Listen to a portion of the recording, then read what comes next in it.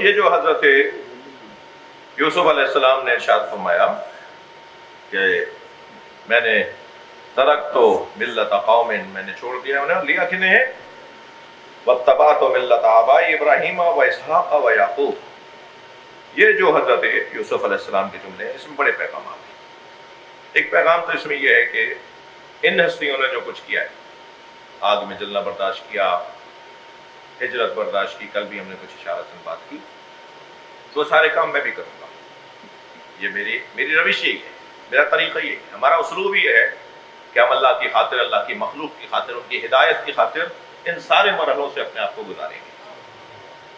ایک تو پیغام یہ ہے، اور دوسرا پیغام بہت واضح ہے، ما کان لنا ان نشرک، اسی آیت کے اندر جب وہ فرماتے ہیں کہ میں نے اپنے واتبعت ملت آبائی ابراہیم و اسحاق و یعقوب ما کان لنا ان نشرک باللہ من شیء، ہم شیء من شیء منکرہ ہے، عموم کا فائدہ پہنچاتا ہے، کسی طرح کا شرک نہیں، وہ شرک در ذات ہو، وہ شرک در افعال ہو، وہ شرک در عبادات ہو، شرک کی جو قسمیں ہیں، کسی طرح من شیء، ہم کسی طرح کے شرک کا شکار نہیں ہیں۔ یہ بہت بڑا پیغام ہے ان لوگوں کے لیے جو کہتے ہیں کہ انبیاء کے آباء و اجداد نے کلمہ نہیں پڑھا تھا،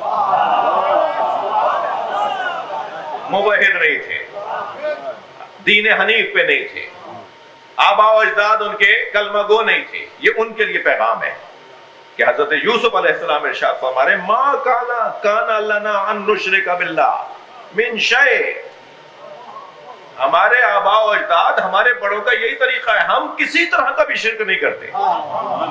جب حضرت یوسف کے آباء و اجداد شرک نہ کرتے ہوں تو محمد مصطفیٰ کے آباء و اجداد، سرکار دو جہاں کے آباء و اجداد، صلوات پڑھ لیں نبی کی ذات پر۔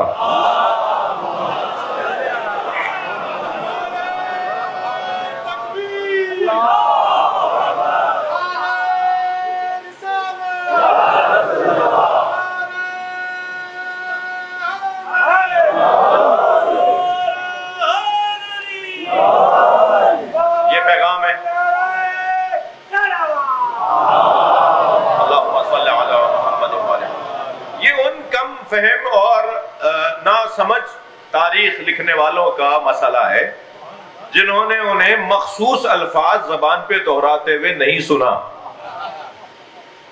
جی، ورنہ یہ کسی بت کے آگے نہیں جھکتے، یہ کسی صنم کے آگے خم و راست نہیں ہوتے، یہ ہر وہ چیز جسے شریعت نے ولو ان کے بعد آنے والی شریعت نے حرام قرار دیا ہو، جیسے مسکرات، جیسے نشے کی چیزوں کا استعمال، جیسے بدکاری، جیسے عفت و پاک دامنی کا توڑنا اور کردار کی کمزوری، یہ جتنے بھی اخلاقی اور انسانی قدریں ہیں وہ اس کا تحفظ ان ہستیوں نے رکھا ہے، یعنی انبیاء کے اجداد نے رکھا ہے، کبھی اس طرح کی چیزوں کے قریب نہیں گئے۔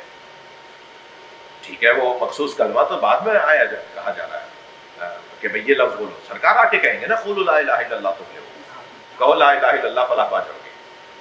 یہ تو نبی نے یہ کلمہ، یہ ترکیب اور یہ الفاظ عطا کیے کہ یہ بولو، ورنہ جو نہیں بول رہا تھا ضروری ہے کہ وہ اس کے مطابق زندگی نہ گزار رہا ہو، یہ کوئی ضروری نہیں ہے، اس کے مطابق ہی وہ زندگی گزار رہا ہے۔ یہ دین حنیف پر، دین ابراہیمی پر یہ موحد ہستیاں، کبھی انہوں نے غیر خدا کے آگے اپنے آپ کو نہیں جھکایا۔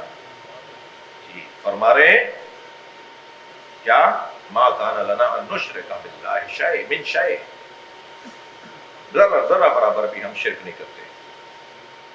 یہ جو کیفیت ہے شرک سے بچنا، یہ مشرک ہونے سے بچنا، اسے حضرت یوسف فرمائے ذالک من فضل اللہ علینا وعلی الناس، یہ لوگوں کو بھی یہی پیغام تھا، انہوں نے نہیں لیا، یہی پیغام ہمارے لیے بھی تھا۔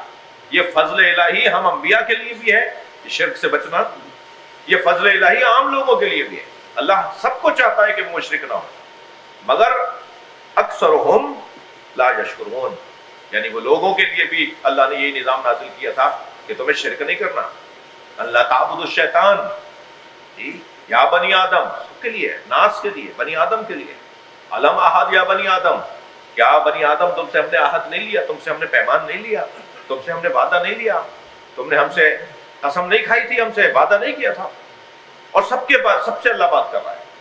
یعنی ہم سب جو اس وقت یہاں بیٹھے ہیں، ہمارے آبا و اجداد، ہماری آئندہ آنے والی نسلیں، ہم سب کی روحوں کو اللہ نے ایک ساتھ خلق کیا تھا.